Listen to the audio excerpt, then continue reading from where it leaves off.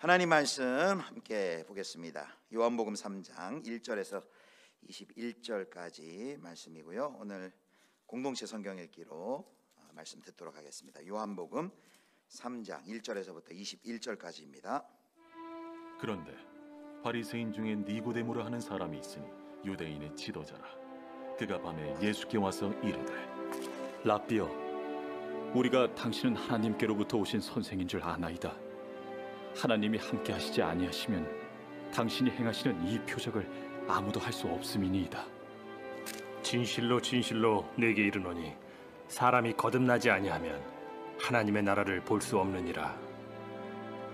사람이 늙으면 어떻게 날 수 있사옵나이까? 두 번째 모태에 들어갔다가 날 수 있사옵나이까? 진실로 진실로 내게 이르노니 사람이 물과 성령으로 나지 아니하면 하나님의 나라에 들어갈 수 없느니라. 육으로 난 것은 육이요 영으로 난 것은 영이니 내가 네게 거듭나야 하겠다 하는 말을 놀랍게 여기지 말라. 바람이 임의로 불매 네가 그 소리는 들어도 어디서 와서 어디로 가는지 알지 못하나니 성령으로 난 사람도 다 그러하니라. 어찌 그러한 일이 있을 수 있나이까? 너는 이스라엘의 선생으로서 이러한 것들을 알지 못하느냐? 진실로 진실로 내게 이르노니 우리는 아는 것을 말하고 본 것을 증언하노라. 그러나 너희가 우리의 증언을 받지 아니하는도다. 내가 땅의 일을 말하여도 너희가 믿지 아니하거든. 하물며 하늘의 일을 말하면 어떻게 믿겠느냐?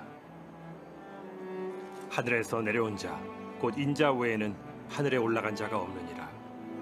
모세가 광야에서 뱀을 든 것 같이 인자도 들려야 하리니 이는 그를 믿는 자마다 영생을 얻게 하려 하심이니라.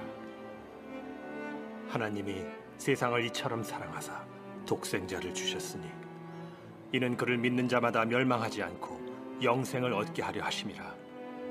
하나님이 그 아들을 세상에 보내신 것은 세상을 심판하려 하심이 아니요 그로 말미암아 세상이 구원을 받게 하려 하심이라. 그를 믿는 자는 심판을 받지 아니하는 것이요 믿지 아니하는 자는 하나님의 독생자의 이름을 믿지 아니하므로 벌써 심판을 받은 것이니라. 그 정죄는 이것이니 곧 빛이 세상에 왔을 때 사람들이 자기 행위가 악함으로 빛보다 어두움을 더 사랑한 것이니라. 악을 행하는 자마다 빛을 미워하여 빛으로 오지 아니하나니 이는 그 행위가 드러날까 하며 진리를 따르는 자는 빛으로 오나니 이는 그 행위가 하나님 안에서 행한 것임을 나타내려 함이라. 네. 책 한 권을 소개하고자 하는데요. 카일 아이들먼이라고 하는 사람의 우리나라 번역으로는 팬인가 제자인가라는 책이 있습니다. 그런데 그 책의 영어 원제를 보면 Not a fan이라고 되어 있습니다. 무슨 얘기냐면요, 나는 팬이 아닙니다. 나는 팬이 아니라 무엇입니까? 나는 제자입니다 라고 선포하는 그런 글이 바로 제자인가 팬인가 제자인가라는 책의 주제입니다. 그 책 안에서 이제 카일 아이드먼이라는 사람이 팬과 제자의 차이에 대해서 말해주고 있는데요. 그것은 삶 속에서 제자인 증거가 나타나고 있는가, 아니면 그 증거가 나타나고 있지 않은가가 팬과 제자의 가장 큰 차이라고 말하고 있습니다. 팬이라고 하는 존재는 누군가를 열렬히 좋아하고 따라다니고 그 사람을 사랑하지만 그 사람처럼 살아가지는 않는 존재라고 이 카일 아이들먼은 설명하고 있습니다. 그것을 이제 축구 선수하고 이제 팬과의 관계에 대해서 이제 말하고 있는데요. 마치 축구 팬은 축구 선수를 열렬히 좋아하고 응원하고 쫓아다니면서 사랑하지만 축구 선수가 마땅히 해야 될 노력은 하지 않는다는 거죠. 축구 팬은 뭘 좋아하는 거예요? 그럼 축구하는 걸 좋아하는 겁니까? 축구를 보는 걸 좋아하는 겁니까? 네. 우리 중에도요, 운동 좋아하는 사람이 있는데요. 두 가지 종류가 있어요. 운동을 직접 하는 걸 좋아하는 사람이 있고요. 그냥 운동을 보는 걸 좋아하는 사람들이 있습니다. 근데 팬은 보는 걸 좋아하는 사람이라는 거예요. 우리가 그를 사랑하고 열렬히 그를 지지하고 그 사람처럼 되고 싶다고 말은 하는데 축구 선수가 되려면 뭐 해야 됩니까? 먼저 달리기를 잘해야겠죠. 달리기를 하고 공을 발에서 떼지 않고 계속해서 곁에 두고 그가 해야 될 그 고난과 고독과 그 힘듦과 땀 흘림은 생각하지 않고 겉으로 드러나는 그 화려한 면만 바라보며 동경하는 것이 바로 팬이라는 것입니다. 근데 축구 선수가 정말로 되고자 하는 자는 어떻게 합니까? 그 축구 경기를 보고 나서 어떻게 해요? 운동장으로 달려나간다는 것이죠. 축구 선수가 되고자 하면 축구를 잘하기 위한 달리기, 근력 운동, 공을 다루는 방법, 그것들을 가지고 노력하고 땀 흘리며 피를 흘린다는 것이에요. 노력한다는 것이죠. 그런데 마치 예수 그리스도를 바라보는 사람들 중에도 팬이 있고 제자가 있다는 것이에요. 예수님이 행하신 일들을 다 좋아합니다. 그는 자신을 기독교인이라고 말해요. 그런데 그는 예수님이 행하신 일들을 보는 것만 좋아한다는 거예요. 예수님이 복음을 전하신 일을 보면서 그렇지, 복음은 저렇게 전하는 거지. 예수님께서 십자가를 지신 것을 바라보면서 그렇지, 그게 하나님의 뜻이지 라고 말은 하는데, 예수님처럼 사람들 앞에 나아가서 복음을 전하거나 스스로 하나님께서 자신에게 허락한 십자가를 지는 일은 하지 않는다는 것이에요. 그저 내가 하기보단 다른 사람들이 하는 걸 보고 평가하거나 말하는 것. 예수 그리스도를 그저 따르고자 하고 좋아하고 사랑하긴 하지만 예수님이 초청하시는 그 고난의 길로는 걸어가지 않는다는 것입니다. 제자는 어떤 자입니까? 그 스승이 가르친 바를 마땅히 조차 행하는 자 아니겠습니까?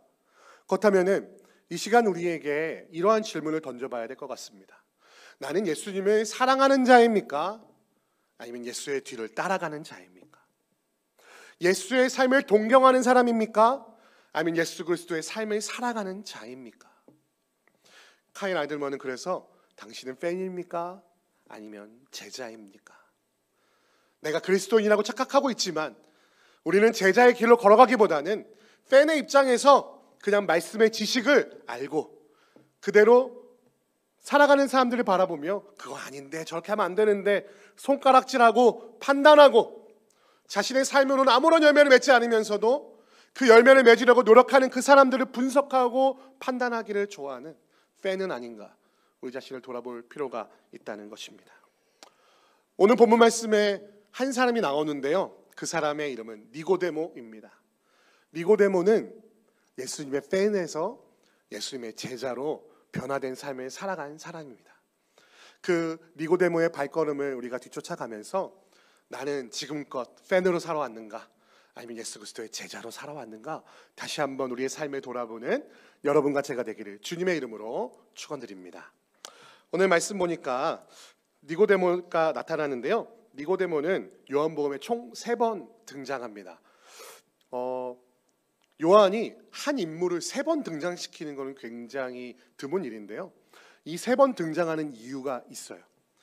처음과 중간과 끝을 니고데모가 장식하고 있는데요, 니고데모라고 하는 사람이 어떻게 변화된 삶을 사는가, 어떻게 변화되었는가를 보여줌을 통해 이 요한복음을 읽고 있는 독자들이 어떤 변화된 삶을 살아가야 하는가에 대해서 아마 표징으로 보여주고 싶었던 것 같아요. 그래서 니고데모가 3장과 7장과 19장에 등장하는데요, 우리 3가지 등장하는 장면을 바라보면서 우리가 어떤 길을 걸어가야 하는가 한번 살펴보고자 합니다.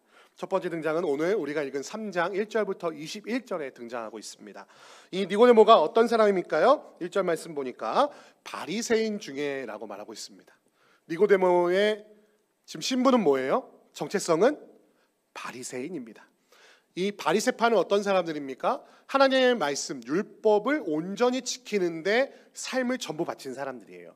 그래서 하나님의 율법을 공부하고 그것을 분석해서 어떻게 하면 하나님의 율법을 더 잘 지키는 사람이 될 수 있을까를 고민하고 연구해서 준칙을 하나하나 만들어서 율법을 더 잘 지킬 수 있는 방법을 연구하고 또 그대로 실천했던 사람들입니다.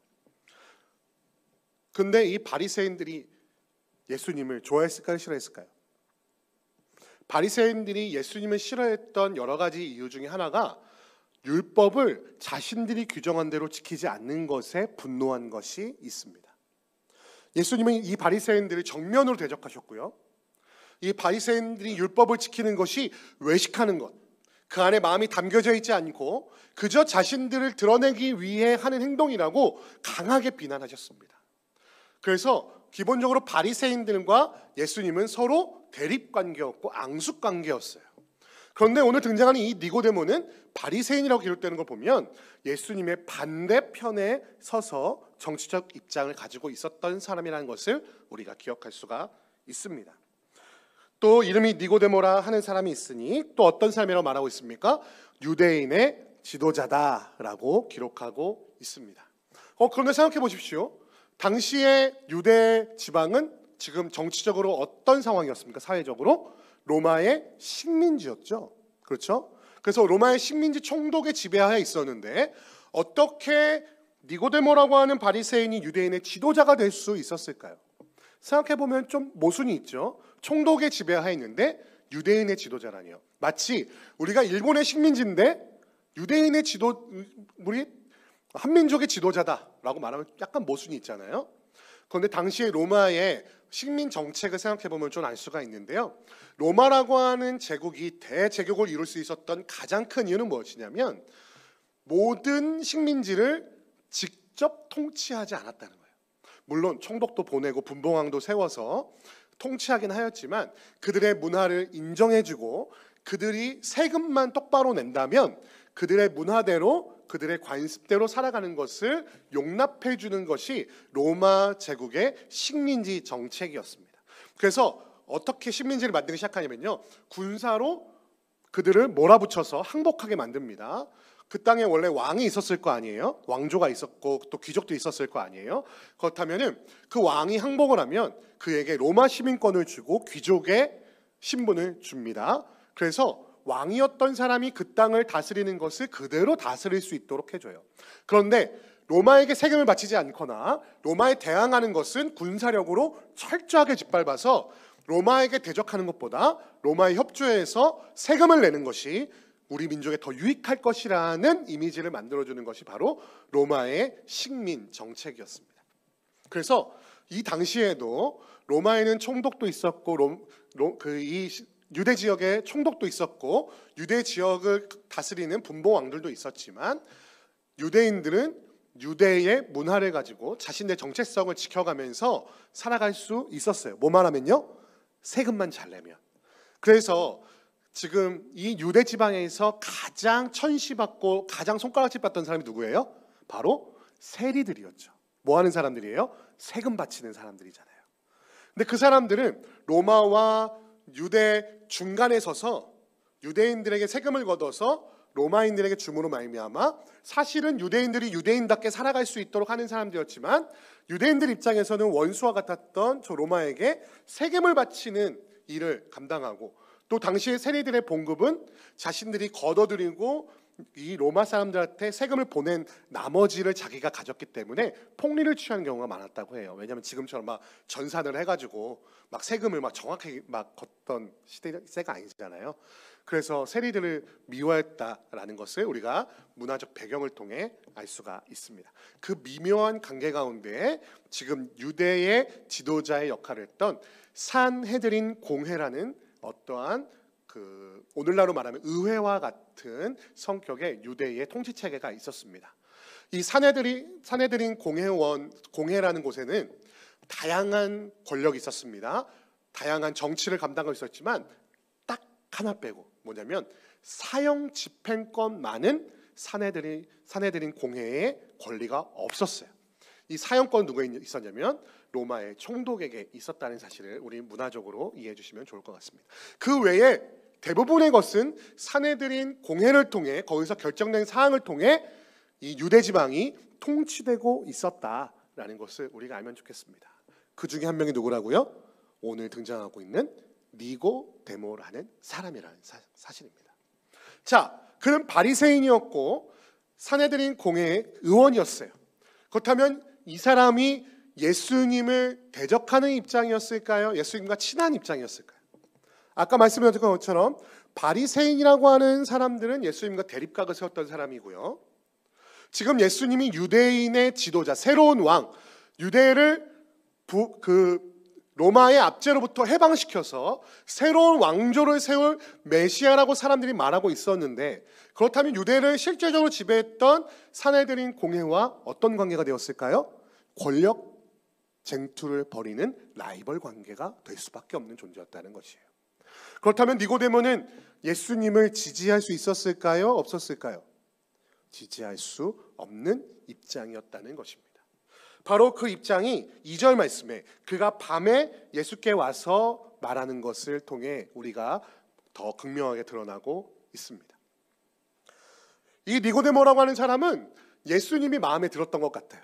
그리고 예수님이 하나님께로부터 온 랍비라는 것도 이해했던 것 같아요. 그래서 그와 교제하고 그와 함께 율법을 나누고 그와 함께 하나님께서 율법을 도대체 우리에게 어떤 의미를 주셨는가를 더 공부하고 싶었던 것 같아요. 그래서 예수님을 만나고 싶었는데 내가 바리새인이고 내가 유대인의 지도자라는 어떤 사회적 입장 때문에 드러내놓고 예수님을 지지할 수 없었던 것 같아요.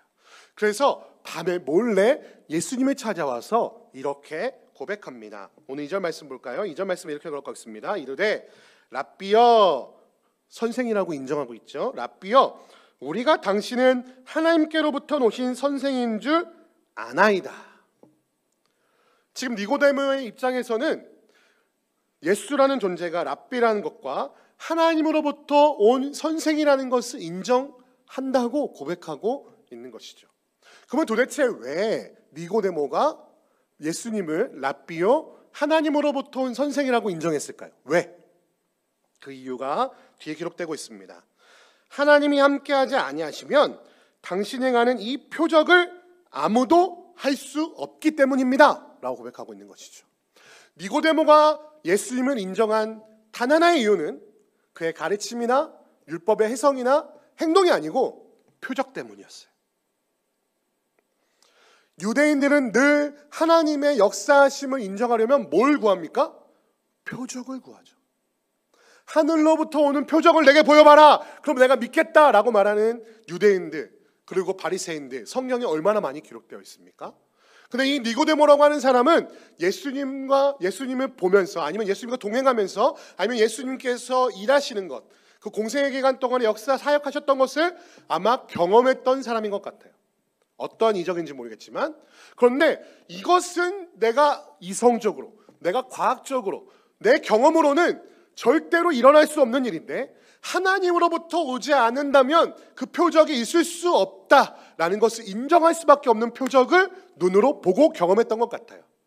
그래서 그는 예수님을 그리스도라고는 말하지 않지만 그가 하나님으로부터 와서 우리에게 무언가를 가르치려고 하는 선지자, 무언가를 가르쳐줄 수 있는 선생이라고 인정할 수밖에 없었던 것 같습니다. 그래서 그는 와서 뭐라고 말하냐면 당신은 선생님이 맞는 것 같습니다. 왜냐하면 내가 당신이 표적을 행하는 것을 봤기 때문입니다 라고 고백하고 있는 것이죠. 그런데 한 가지 의문이 있어요. 대부분의 예수님을 쫓아온 사람들, 예수님을 찾아온 사람들에게는 뭔가 간청할 거리나 뭔가 간구할 거리, 뭔가 얻고자 하는 것들이 있는데 니고데모는 예수님께 아무런 요구를 하지도 않고 있습니다. 무슨 얘기예요? 예수님에게 뭔가를 간구하고자, 뭔가 부족한 면, 내게 없는 것, 아니면 내가 뭐 아픈 것, 내가 모자란 것들, 그것을 얻기 위해서 예수님을 찾아온 것이 아니라 지금 니고데모는 예수님과 자기를 동등한 존재라고 생각하고 있는 것이, 뭔가를 간청하거나 간구하는 존재가 아니라 당신도 랍비고 나도 랍비니까 한번 바리새인으로서 율법에 대해서 말해보거나 당신이 율법을 재해석한 것들을 한번 토론해 봅시다라는 그런 뉘앙스를 가지고 지금 예수님을 찾아오고 있는 거예요. 그런데 예수님은 이에게 지금 뭐라고 말씀하고 계십니까? 진실로 진실로 내게 이르노니 3절입니다. 사람이 거듭나지 아니하면 하나님의 나라를 볼 수 없느니라. 하나님의 나라를 어떻게 할 수 없다고요? 하나님의 나라에 들어갈 수 없느니라, 구원받을 수 없느니라가 아니라 볼 수 없느니라고 말하고 있습니다. 시각적 의미를 부여하고 있는 것이죠. 왜 그랬을까요? 왜 시각적 의미를 부여하고 있을까요? 그것은 바로 니고데모가 내가 표적을 봤기 때문에 당신을 믿는다고 말했기 때문입니다. 니고데모는 지금 예수님을 향한 믿음이나 예수님이 하나님의 아들이시오, 나를 구원하신 예수 그리스도 나의 구원자라고 고백하고 있는 것이 아니라 당신이 보여준 그 표적을 보니까 당신이 하나님으로부터 온 건 내가 인정하겠다. 하나님의 뜻이 무엇인지를 내게 보여다오라고 말하고 있는 것이죠. 하나님의 나라가 무엇인지, 하나님의 뜻이 무엇인지 내게 한번 보여줘 보십시오라는 그 마음의 중심을 예수 그리스도께서 읽으시고 지금 니고데모에게 하나님의 나라를 네가 보기를 원한다면 거듭나야만 한다라고 가르쳐주고 계셨던 것이죠. 그런데 이 거듭난다는 말이 니고데모에게 이해가 어려웠던 것 같아요. 그 니고데모가 뭐라고 물어봅니까? 아니 어떻게 사람이 늙으면 어떻게 다시 날 수 있습니까? 어머니 뱃속에 내가 들어갔다 나올 수 있습니까? 내가 이렇게 등치가 커졌는데 어떻게 어머니의 그 뱃속에 들어가서 다시 태어날 수가 있습니까? 아무리 초자연적인 표적을 보여주는 당신이라도 그거는 좀 어렵지 않겠습니까? 라고 말하고 있는 것이죠. 아직도 니고데모는 예수님과 이성적인 대화를 하고 있는 거예요. 영적인 세계에 대해서 말하고 있지 않죠. 5절 말씀 보니까 그렇다면 거듭나는 것에 대해서도 가르쳐주고 계십니다. 5절 말씀 보니까 진실로 진실로 내게 이르노니 사람이 물과 성령으로 나지 아니하면 하나님의 나라에 들어갈 수 없다. 거듭나는 방법에 대해서 말하고 계신데 물과 성령으로 난다라고 말하고 있습니다. 이 물과 성령으로 난다는 건 무엇입니까? 물은 지금 세례를 뜻하는 것 같고요. 성령은 뭡니까? 성령의 충만함을 받으려면 예수 그리스도를 구주로 영접해야만 하죠. 세례받고 예수 그리스도를 구주로 영접하는 것, 이게 이미지상으로 뱃속에서 아이가 나오는 모습을 이미지적으로 지금 보여주고 있는 거예요. 아이가 어머니 뱃속에서 나올 때 뭐가 먼저 터집니까? 양수가 먼저 터지죠. 그리고 그 아이가 어떤 주머니에 있다 나오죠? 뱃속에서 태반에 쌓여 있다가 나오게 되죠. 그 모습이 물과 성령이라는 이미지와 결부시켜서 사람이 새로 다시 태어나는 것에 대해서 말씀하고 이미지적으로 말씀하고 계신 것이죠. 육으로 난 것은 육이요 영으로 난 것은 영이니 내가 거듭나겠단 말을 놀랍게 여기지 말라. 바람이 의미를 보내 내가 그 소리를 들어도 어디서 어디로 가는지 알지 못하나니 성령으로 난 사람도 다 그렇다. 이게 무슨 얘기입니까? 성령으로 난 자들은 내가 이해하지 못하더라도 거듭날 수 있다. 어머니 뱃속에 다시 들어가는 것이 어려워 보이고 불가능해 보이느냐? 아니다. 아이가 태어날 때 양수가 터지고 그 안에 태반으로 그를 감싸 성령 하나님이 우리를 감싸서 보호해 주시는 것처럼 그렇게 보호해 주셔서 뱃속에서 나올 수 있는 것처럼 너희는 눈으로 볼 수 없지만 영적인 세계에서 사람이 거듭나는 것이 가능하다. 무엇 안에서? 성령의 역사 가운데서. 믿으십니까?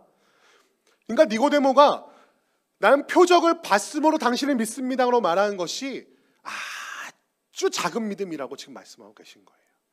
너는 눈으로 보기에 믿느냐?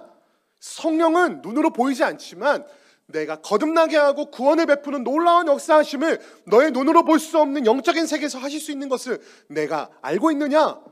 그것도 모르면서 너도 랍비요 나도 랍비라고 대등한 입장에서 지금 성령에 대해서 말하고자 하느냐라고 말하고 계신 것이지요. 그러자 니고데모가 이해를 못하고 어찌하여 그런 일이 일어날 수 있습니까? 라고 다시 물어요. 예수님이 답답해서 너는 선생으로서 이런 것을 알지 못하느냐라고 말하면서 복음의 진수 요한복음 3장 16절에서 21절 말씀을 설명하십니다. 근데 오늘의 주제는 복음의 진수가 아니라 니고데모니까 이 부분은 다음 기회에 나누도록 하겠습니다. 그래서 니고데모는 이 복음의 진수를 듣고 뭔가 터치를 받았던 것 같아요. 뭔가 굉장히 큰 깨달음을 얻었던 것 같아요. 지금까지는 예수를 그저 동경할 사람, 뭔가 배울 게 있는 사람, 뭔가 나와 함께하면 좋을 사람. 왜냐하면 그가 초자연적인 표적을 보였기 때문에 하나님으로부터 왔다는 것을 인정했기 때문에 그와 교제하고 그와 만나고 그와 함께하고 그에게 뭔가 배울 것을 얻으면 좋을 만한 사람으로 보았지만 이 복음의 진수, 예수 그리스도께서 노뱀과 같이 뱀이 광야에서 들렸던 것처럼 인자도 십자가에 들려 구원을 베풀 차 나는 그저 무언가를 배울 만한 나와 함께 있으면 뭔가 이득을 얻을 만한 그런 존재가 아니라 랍비가 아니라 나는 그리스도다, 나는 메시아다 라는 것을 선포하신 그것을 듣고 니고데모에게는 뭔가 깊은 터치가 있었던 것 같습니다. 그저 사람들 몰래 교제하면 뭔가 나에게 이익이 있을 것 같은 동경하는 사람, 좋아할 만한 사람, 말하자면 니고데모는 예수 그리스도를 팬이 아니라 복음의 진수를 통해 깨닫게 된 메시아로 받아들이게 되었다는 것이죠.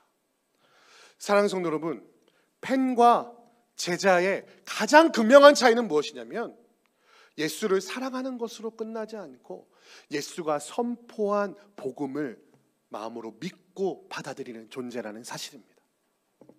사랑하는 성도 여러분, 신앙생활 오래 하셨습니까? 교회에 몇 년이나 다니셨습니까? 그런데 대부분의 수많은 크리스찬들이요, 복음에 대해서 설명해 달라면 설명을 잘 못해요. 복음은 무엇입니까? 그것에 대해서 왜 우리가 설명하지 못할까요? 복음을 그렇게 심각하게 생각하지 않기 때문이에요. 그 복음이 나를 변화시키고 그 복음이 나를 거듭나게 한다는 사실을 인정하지 않고 그저 수없이 선포되는 말씀 중에 하나라고 가볍게 여기기 때문이에요. 그런데 그 복음 때문에 예수 그리스도는 십자가에서 피를 흘리며 돌아가셨다는 사실, 그 복음을 우리에게 허락하시기 위하여 무궁무한하신 하나님이 이 유한한 인간의 몸을 입으시고 영적인 고통을 감내하시며 우리에게 다가오셨다는 그 중대한 사실을 우리는 너무나 쉽게, 너무나 가볍게 여기며 너무나 쉽게 귀 뒤로 흘려버리고 있다는 사실이죠. 사랑하는 성도 여러분, 그리스도인들에게 복음은 삶의 소망이며 우리의 삶을 바꾼 우리에게 가장 중차대하고 가장 귀중한 것이어야만 하는데, 우리는 그 복음을 내 입술로 설명하지도 못하는 그 복음을 얼마나 가볍게 여기고 있는지 우리의 모습을 발견하고 있지 않습니까? 복음은 우리의 전부여야만 합니다. 내가 그리스도인이라면 복음이 내 안에 체화되어 숨 쉴 때도 복음, 밥 먹을 때도 복음, 잠잘 때도 복음, 걸어갈 때도 복음이 내 안에 가득 넘쳐야만 하는데, 내 안에 복음의 자리가 없다면 나는 팬인지 아니면 정말로 제자인지 다시 한번 우리의 삶을 돌아보아야만 한다는 것이에요. 유명한 얘기가 있죠. 찌르면 할렐루야, 찌르면 아멘. 왜 찔렀는데 그런 소리를 하느냐고 하니까 내 안에 복음이 너무 넘쳐서 건들기만 하면 예수 그리스도의 복음이 넘쳐난다고 고백했던 우리 신앙의 선배 모습 있지 않습니까? 그것이 우리의 삶의 모습이 되어야 될 줄 믿습니다. 여러분, 복음이 무엇입니까? 지금은 복음의 그 모든 내용을 설명할 시간이 부족하지만 복음을 우리의 마음에 담으십시오. 내 입술에 담으십시오. 내 삶에 담으십시오. 그것이 더 이상 팬이 아니라 그리스도의 제자로 거듭나는 첫 번째 길임을 기억하시는 여러분과 제가 되기를 주님의 이름으로 축원드립니다. 두 번째로 7장 45절에서 52절에 니고데모가 다시 한번 등장하는데요. 7장 45절에서 52절에는 대제사장들과 바리새인들이 예수 그리스도에 대해서 평가하고 말하는 모습이 등장하게 됩니다. 바로 여기가 이제 사내들인 공회의 장소인 것 같아요. 그 유대인의 지도자들이 다 같이 모여서 얘기를 나누기 시작하는데, 대제사장들과 바리새인들이 예수를 잡아와라 라고 시켰습니다. 근데 밑에 사람들이 예수 그리스도를 그리스도라고 말하는 것을 보고 무서워서 잡아오질 못해요. 그래서 바리새인들과 대제사장들이 그들을 바라보면서, 아니 너희도 그 그리스도를 믿는 거냐, 예수를 믿는 거냐, 너도 갈릴리 사람이냐 라고 막 말하면서 뭐라고 말하냐면요, 바리새인 중에 그를 믿는 자가 있느냐, 율법을 알지 못하는 이모는 저주를 받을지로다 라고 말하며 예수 그리스도와 예수를 믿는 자를 싸잡아서 율법을 알지 못하는 자라고 저주하거든요. 그런데 바로 그때 니고데모가 등장합니다. 복음의 진수, 요한복음 3장 16절 이하의 복음을 듣고 더 이상 예수 그리스도가 한 명의 랍비가 아니라 그리스도라고 믿었던 이 니고데모가 자신이 예수님과 관계한다는 것, 예수님과 교제한다는 것을 사람들에게 들키고 싶지 않아서 밤에 어떤 사람이 모든 유대인의 지도자들이 있는 곳에서 예수 그리스도를 공개적으로 지지하는 선언을 합니다.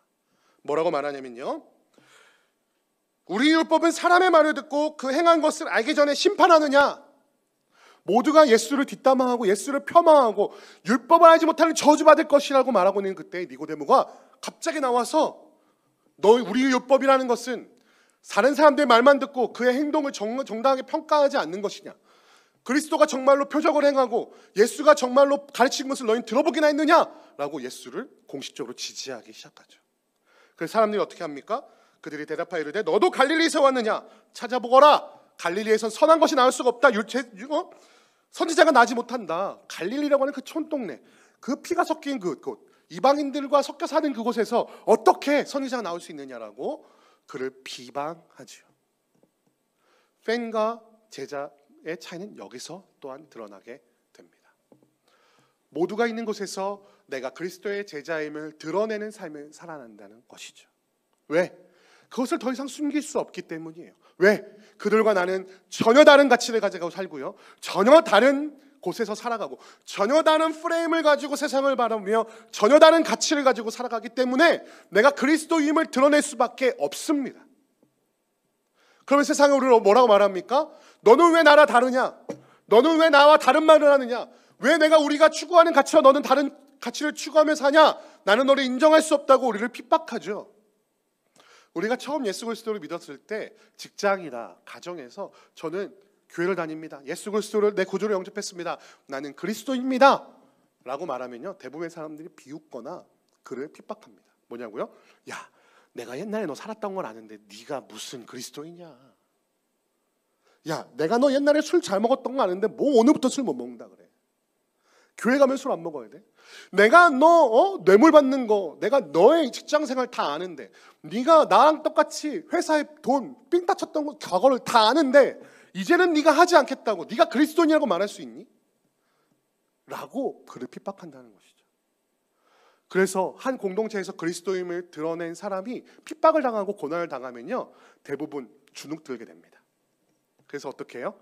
세상 사람들처럼 살아가는 방법을 깨닫게 되죠. 무슨 얘기냐면 그리스도인 아닌 척하게 됩니다. 그들과 함께 있을 땐 술도 먹고, 그들과 함께 있을 때는 음담패설도 하고, 그들과 함께 있을 때는 그리스도인 아닌 것처럼, 하나님을 모르는 것처럼, 세상의 가치관을 따라가는 것처럼, 돈을 사랑하고 사람들의 가치관을 쫓아 살아가는 것처럼 살아가다가 딱 저 교회 정문을 들어올 때 싹 가면을 벗는 거죠. 그러면서 할렐루야 하고 인사합니다. 그런 사람들은 예수 그리스도를 진정으로 따라가는 제자라고 할 수 있을까요? 제자가 스승을 무서워하고, 스승을 사람들이 내 스승이라는 사실을 알기를 부끄러워하는 것이 진정한 제자일까요? 아니면 내가 예수 그리스도의 제자입니다, 나는 하나님의 제자이며 하나님의 자녀입니다라는 것을 당당하게 드러내는 것이 제자일까요? 되게 재미있는 일이 있는데요, 영국에서는 더비라는 게 있어요. 같은 지역에 팀이 두 개가 있으면요, 두 팀이 붙으면요 아주 난리가 납니다. 그래가지고요, 표를 못 구해서 더비가 이루어질 때 표값이 비싸잖아요. 그래서 표를 어떻게든 구하려고 하다가 상대편 응원석에 들어가게 되면 어떻게 됩니까? 내가 상대편 팬이라는 사실을 드러나면 어떻게 돼요? 아주 그만 몰매를 맞거든요, 욕먹고. 그래서 어떻게 해요? 그 팀이 아닌 척하는 거예요. 우리의 신앙생활이 혹시 그렇진 않습니까? 주변 사람들이 다 믿지 않는다고 해서 내가 믿는 것을 드러내면 성실해야 될 것 같고, 믿는 것이 드러나면 잘 살아야 될 것 같고, 믿는 것이 드러나면 뭔가 좀 손해볼 것 같은 그 마음 때문에 내가 그리스도임을 숨기고 살고 있지 않습니까? 그러나 오늘 니고데모의 모습을 볼 때 그가 그리스도임을, 그가 그리스도를 사랑함을 공개적으로 드러내고 예수 그리스도를 지지 선언하고 있는 모습을 볼 때 진정한 제자의 삶이 어떻게 변화되어야 되는지를 우리는 말씀을 통해 발견할 수 있다는 것입니다. 우리 마지막으로 19장 39절에 니고데모가 다시 한번 등장해요. 요한복음 19장 39절은 어떤 장면이냐면요, 예수 그리스도께서 십자가에 달려 돌아가신 후에 그 시체를 가지고 장사를 지내는 장면이 나타나게 됩니다. 요한복음 19장 39절 말씀 보니까 이렇게 기록되고 있어요. 일찍이 예수께 밤에 찾아왔던 니고데모도 모략과 침향 섞은 것을 100리트라쯤 가지고 온지라. 지금 예수님의 죽음에 누가 결정적으로 역할을 했습니까? 바리새인들과 제사장들, 그리고 그들이 함께했던 사내들인 공회가 그에게 직접적으로 사형을 선고했고, 또 유대인의 총독에게 그를 사형에 처할 것을 요구하였습니다. 니고데모가 그 가운데 한 명이었다는 사실이죠.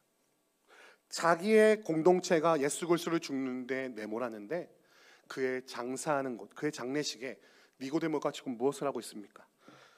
100리트라고 하는 건 거금을 가지고 그 장례에 소용되는 다양한 물품들을 제공하고 있는 것을 볼 수가 있죠.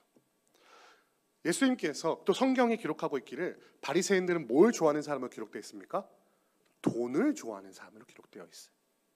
자신이 가장 사랑했던, 자신이 가장 큰 가치로 여겼던 사람들에서의 인정과 돈을 누굴 위해서 지금 내놓고 있는 것이죠?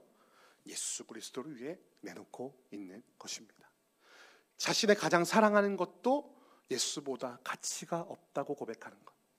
나의 가진 것, 내가 인정받는 것, 내가 드러나는 것보다 예수 그리스도가 더 소중하다고 고백하는 것.